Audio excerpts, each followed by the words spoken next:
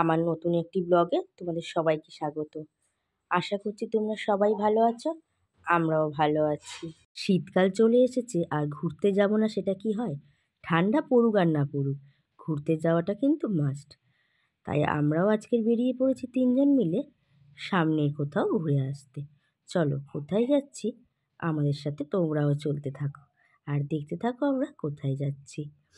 বাবির রিকোয়েস্টেই আমাদের এই জায়গাটায় যাওয়া। বাবি অনেকবার ধরে বলছে, বাবা চলো আমাকে বেরু নিয়ে যাবে।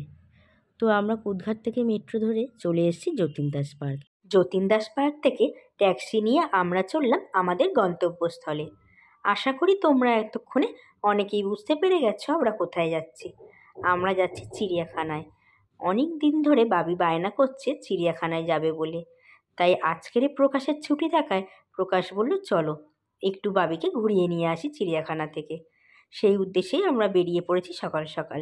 লাস্ট কবে চিড়িয়াখানায় এসেছিলাম একদম মনে নেই, তবে এই বাবির জন্য এই 2 বছর হলো আমরা চিড়িয়াখানায় যাচ্ছি। সচরাচর চিড়িয়াখানা যাওয়া হয় বাচ্চাদের জন্যই, তাই আমাদেরও সেই উদ্দেশ্যেই যাওয়া চিড়িয়াখানা। আজ রবিবার, জানি চিড়িয়াখানায় আজ প্রচুর ভিড় হবে, কিন্তু উপায়ও নেই, প্রকাশের তো অন্যদিন আর ছুটি নেই। দেখো আমরা চলে এসেছি চিড়িয়াখানায়, ভিড়টা শুধু একবার দেখো। পশু পাখি কতটা দেখতে পারবো জানি না, তবে মানুষ কিন্তু প্রচুর দেখতে পাচ্ছি। তার জন্য চিড়িয়াখানায় আসা সেই এখন ঘুমোচ্ছে। ট্যাক্সিতে আস্তে আস্তে ঘুমিয়ে পড়েছে। শরীরটাও খুব একটা ভালো নেই, একটু ঠান্ডা লেগেছে বলে বারবার ঘুমিয়ে পড়ছে। তাই আমরা দুজনেই একটু ওকে কোলে নিয়ে নিয়ে ঘুরে ঘুরে দেখছিলাম সামনে যে কটা দেখতে পাই।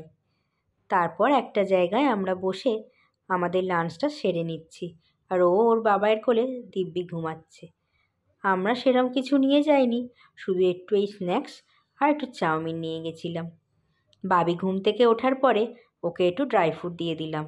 সকালবেলা ওকে একটু ওটসের খিচুড়ি করে খাইয়ে নিয়ে গেছি। তাই ভাবলাম ঘুম থেকে উঠেছে এক্ষুনিও ভারী কিছু খাবে না, একটু ড্রাই ফ্রুটটা খেলে পেটটা একটু ভরা থাকবে। তারপর ওকে নিয়ে বেরালাম সমস্ত কিছু দেখানোর জন্য, যতটা ওর পক্ষে দেখা সম্ভব। তবে অনেকটা দেরিতেও ঘুম থেকে উঠেছে তো, তাই খুব একটা দেখার সুযোগ পায়নি। যতটুকু সময় পেয়েছে মোটামুটি অনেক কিছুই দেখেছে।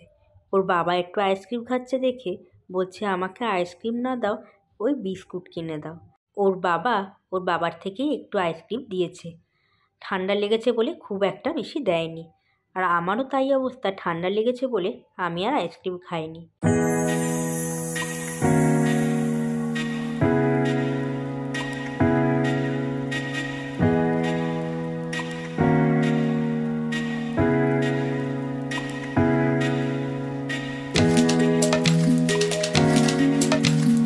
অবস্থাটা দেখো একবার, যেই একটু ছাড়া পেয়েছে অমনি দৌড়। একা ছাড়া পেলেই হয়েছে, আর একটু যদি চোখের আড়াল হয়ে যায় তাহলে কিন্তু খুঁজে পাওয়াটা মুশকিল হয়ে যাবে এত ভিড়ের মধ্যে। তাই আমি আর ওর বাবার তোয়াক্কা না করে দৌড় দিলাম ওর পেছন পেছন। ওর ভাবছে আমি ওর সাথে খেলছি, তাই আমি যত দৌড়াচ্ছি ও তত দৌড়াচ্ছে।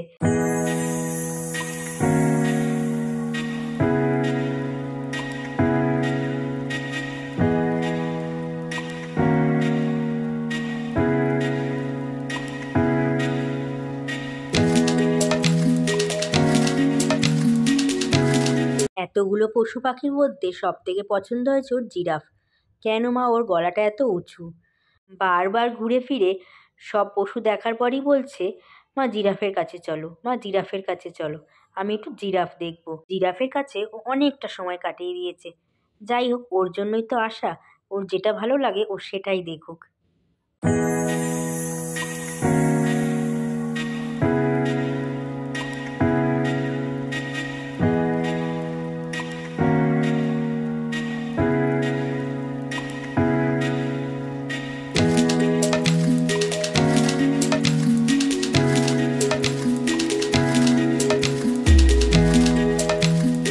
হাতি দেখতে এসে মনে পড়লো আমরা এতক্ষণ এসছি একটাও ছবি তুলিনি, তাই ভাবলাম 3 জনে একটু ছবি তুলি।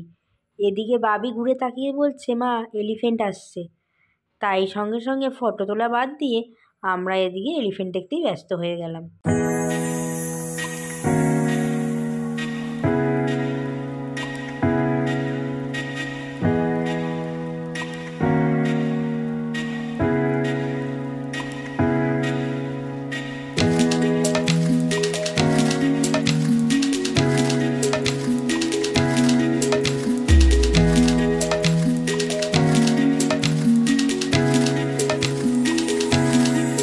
হাতি দেখতে এসে মনে হলো যেন ওদের বাড়িতে আমরা এসেছি।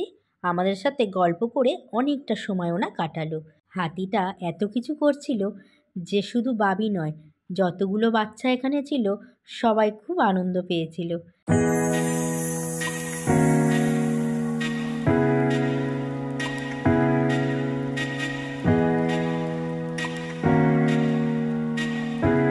হাতি দেখতে গিয়ে আমরা অনেকটা সময় কাটিয়ে ফেলেছি। আর বাবির যেহেতু শরীরটা খুব একটা ভালো নেই, তাই সন্ধে করলাম না, তার আগেই আমরা বেরিয়ে পড়লাম বাড়ির উদ্দেশ্যে।